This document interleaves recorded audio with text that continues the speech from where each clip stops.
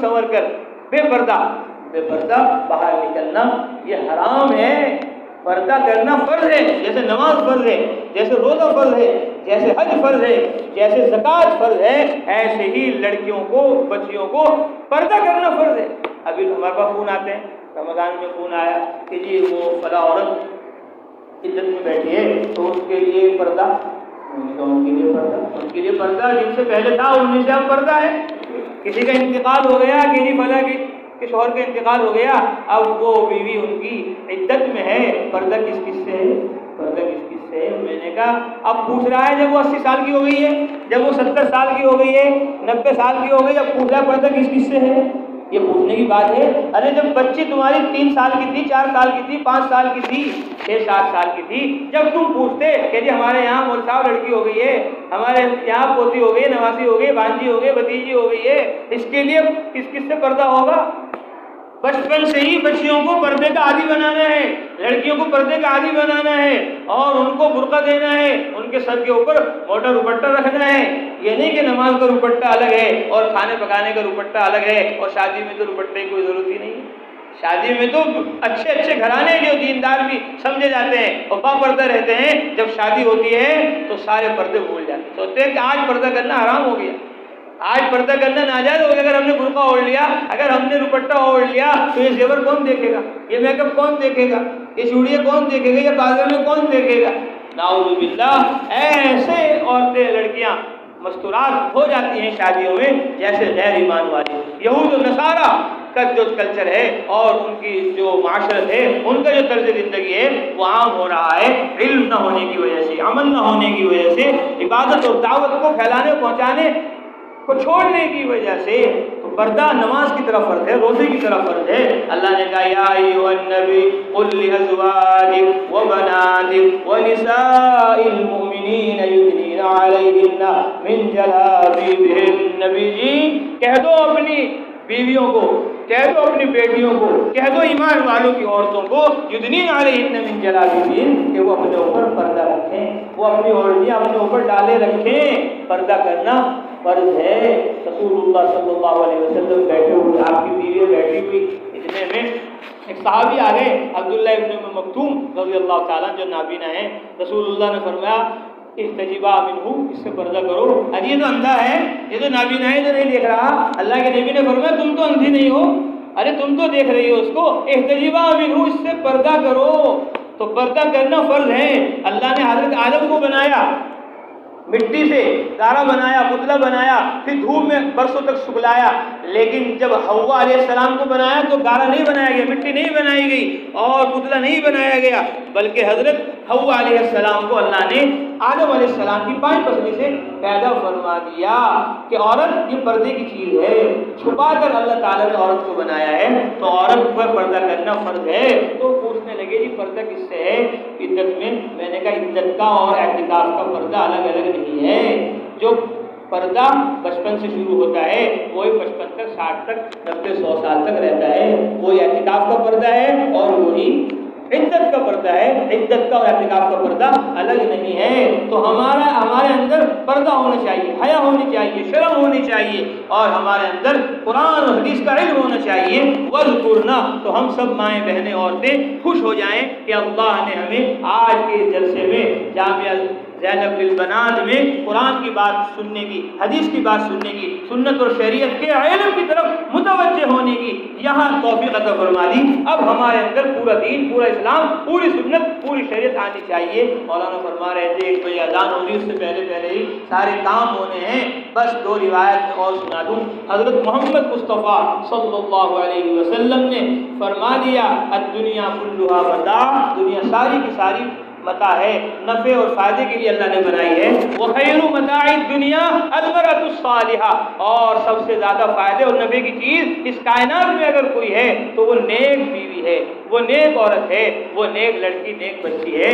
تعین الرجل علی دینی، جو اپنے خاوند کی، اپنے بھائی کی، اپنے شوہر کی، اپنے مردوں کی دینی کاموں کے اندر مددگار بنے، یہ عورت صالحہ ہے، یہ عورت نیک ہے، اس کا نفع آسمانوں سے زیادہ ہے، زمینوں سے زیادہ ہے، چاند سورج ستاروں سے زیادہ ہے، دریا پہاڑ ہواؤں سے زیادہ ہے، پوری کائنات ختم ہو جائے گی لیکن نیک بچی، نیک لڑکی، نیک عورت کا جو اجر و ثواب ہے وہ کبھی ختم نہیں ہوگا، ابد الآباد تک ملتا رہے گا۔ اس لیے اللہ کے نبی نے فرمایا زمین و آسمان میں نفع ہے، لیکن جتنا نفع نیک لڑکی میں، نیک بیٹی میں، نیک بچی، نیک عورت میں ہے، اتنا نفع آسمان و زمین میں نہیں ہے۔ اس لیے عورتوں کو خوش ہونا چاہیے۔ اللہ کے نبی نے فرمایا المرأة اذا صلت خمسها، جب لڑکی، بچی، عورت 5 نمازیں پڑھے، وصامت شہرہا، اور رمضان المبارک کے مہینے کے روزے رکھے، واحسنت فرجہا، اور اپنے شرمگاہ کی حفاظت کرے، واطاعت بعلہا، اور اپنے خاوند کی، اپنے شوہر کی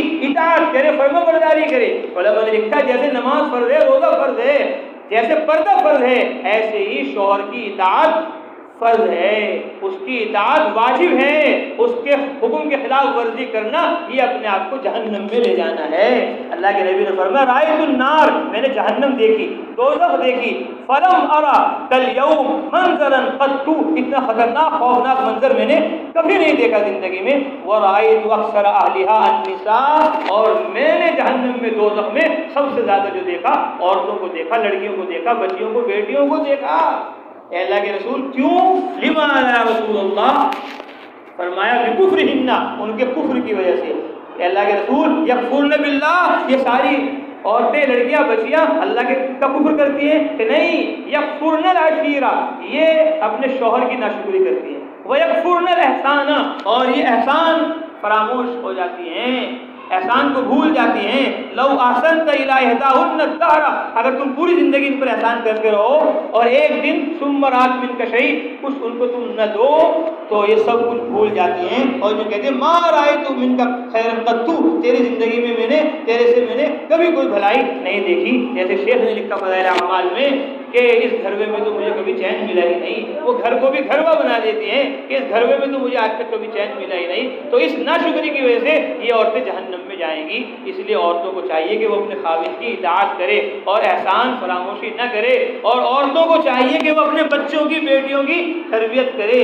عنوان جو جلسے کا تھا وہ تو ابھی شروع ہوا ہے لیکن ٹائم پورا ہو گیا۔ فرمایا تمہیں اپنی بھی تربیت کرنی ہے، اپنی بھی اصلاح کرنی ہے، اپنے شوہر کی بھی اطاعت و فرما برداری کرنی ہے، اور اپنے بچوں کی بھی تربیت کرنی ہے۔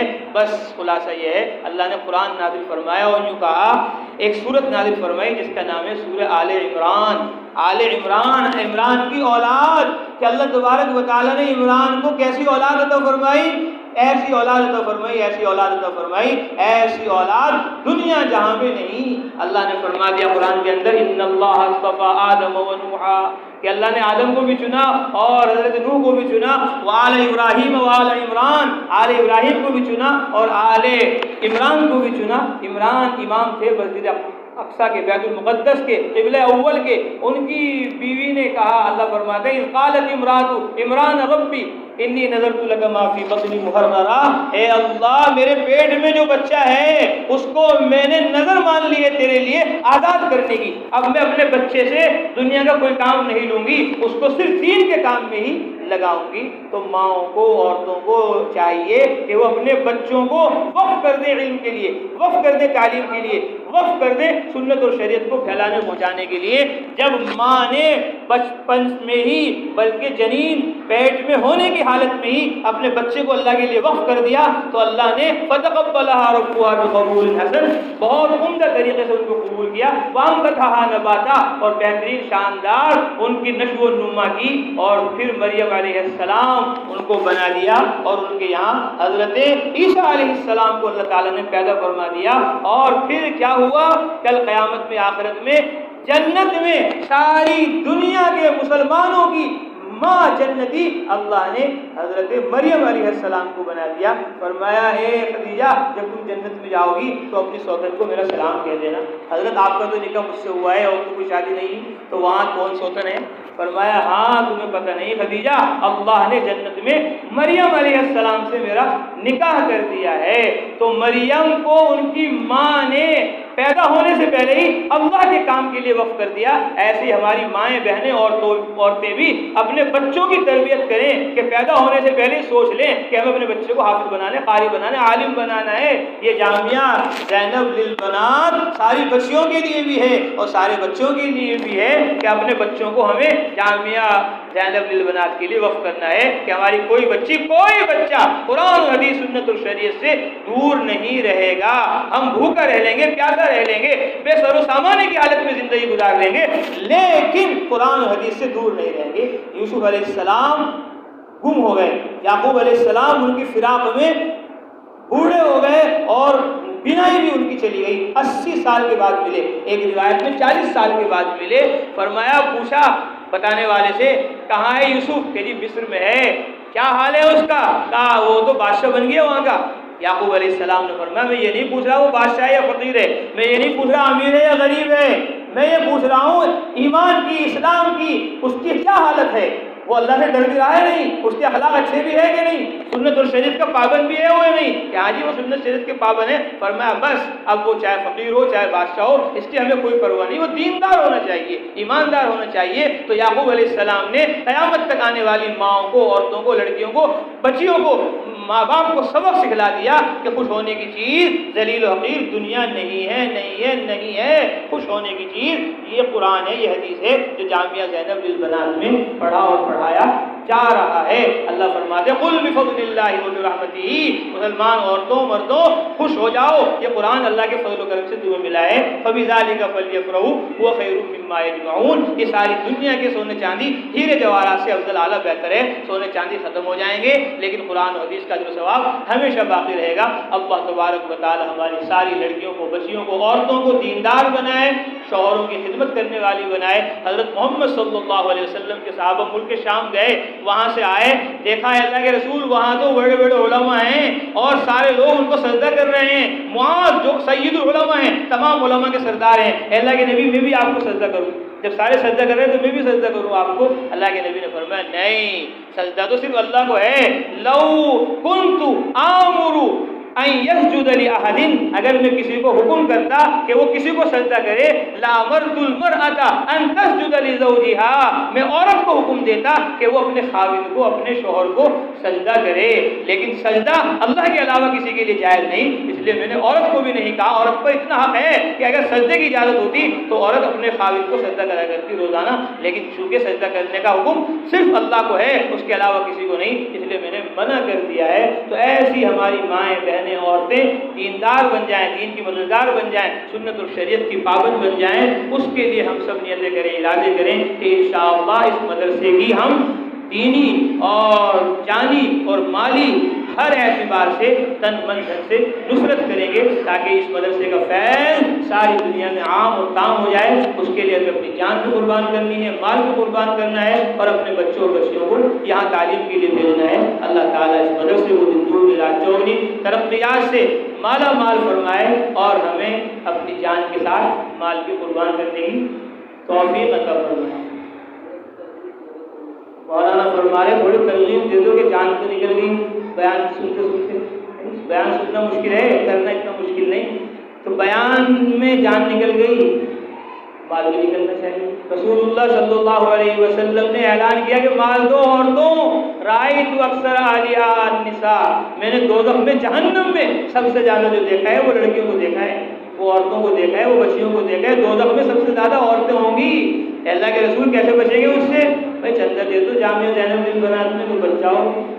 حضرت بلال کو کہا بلال جاؤ اور ان سے چندہ دو۔ بلال گئے، عید کے دن، خوشی کا دن ہے، اور وہ اپنی چادر لے کر گئے، عورتیں اپنے کانوں کی بالیاں ڈال رہی ہیں، جھمکیاں ڈال رہی ہیں، پازے پہ ڈال رہی ہیں، جو زیور تھا وہ سارا کا سارا دے دے۔ انہیں پتا تھا کہ جہنم سے بچنا ہے تو صدقہ کرنا پڑے گا، خیرات کرنی پڑے گی، مال و دولت قربان کرنا پڑے گا، تو مال و دولت قربان۔ اللہ اکبر، اللہ اکبر۔ اللہ اکبر. جیسے میں نے ابھی عرض کیا کہ قرآن کو سنا بھی سب سے پہلے عورت نے، اور قرآن کو مانا بھی سب سے پہلے عورت نے، اور قرآن کی تعلیم و دعوت بھی دی سب سے پہلے عورت نے، اور قرآن کے خاطر مال بھی جو سب سے زیادہ اور سب سے پہلے خرچ کیا وہ بھی عورت نے. قرآن میں اللہ نے فرمایا وَوَجَدَكَ ضَالًّا فَهَدَىٰ وَوَجَدَكَ عَائِلًا فَأَغْنَىٰ. محمد صلی اللہ علیہ وسلم آپ غریب تھے، آپ کے پاس کوئی پیسہ نہیں تھا، فَأَغْنَىٰ ہم نے آپ کو مالدار بیوی خدیجہ تو فرما دی، خدیجہ کے ذریعے آپ مالدار ہو گئے. تو آپ صلی اللہ علیہ وسلم پر اپنا مال جو قربان کیا ہے سب سے پہلے وہ حضرت خدیجہ رضی اللہ تعالیٰ عنہ عورت نے کیا ہے. تو صدقے میں بھی سبقت عورت کی ہے، لڑکیوں کی ہے، بچیوں کی ہے، بیٹیوں کی بھی ہے. عورتیں جتنا صدقہ خیرات کرتی ہیں اس زمانے میں بھی وہ بھی ہمارے سب کے سامنے ہے. مرد تو کنجوسی بھی کر دیتا ہے لیکن عورت کنجوسی نہیں کرتی. اللہ نے اس کو بڑا دل دیا ہے اور بڑا اس کے اندر ایک اثر ہے، جذبہ ہے کہ قرآن کی بات سن کر، حدیث کی بات سن کر، سنت اور شریعت کی بات سن کر سب سے زیادہ عمل کرنے کی استعداد اگر کسی میں ہے تو وہ عورت میں ہے. اللہ کے نبی نے فرمایا کہ میں نے بڑے بڑے عقل مندوں کو دیکھا، ہوشیاروں کو دیکھا، لیکن ان بڑے بڑے عقل مندوں ہوشیاروں پر جو غالب آئی ہے وہ ناقص العقل عورت آئی ہے. آدم علیہ السلام پر غالب آ گئی جنت میں کہ کھا لو اس کو، فرعون پر غالب آ گئی وہاں مصر کے اندر. تو عورتوں کے اندر اللہ نے بڑی صلاحیت، بڑی استعداد رکھی ہے جان و مال اللہ کی راہ میں قربان کرنے کی. اللہ نے فرما دیا قرآن مقدس کے اندر مثل الذین ينفقون اموالهم فی سبیل اللہ کمثل حبۃ انبتت سبع سنابل فی کل سنبلۃ مئۃ حبۃ. کہ ایک نیکی اللہ کے یہاں من جاء بالحسنۃ فلہ عشر امثالھا 10 نیکی کے برابر ہے. اور واللہ یضاعف لمن یشاء، اور اللہ چاہے جتنی نیکیاں بڑھا دے، ایک نیکی پر 1 روپیہ خرچ کرنے پر 700 روپے خرچ کرنے کا اجر و ثواب ملے گا. اور یضاعف لمن یشاء، اور علماء نے فرمایا کہ سب سے عمدہ، سب سے اعلیٰ، سب سے بہترین جو خرچ ہے وہ علم کے لیے ہے، وہ علماء کے لیے ہے، وہ طلباء کے لیے. علم پر جو جان اور مال لگے گا اس کا اجر و انعام قیامت میں آخرت میں سب سے زیادہ اللہ تبارک و تعالیٰ عطا فرمائیں گے. تو مال سب سے زیادہ علم کے لیے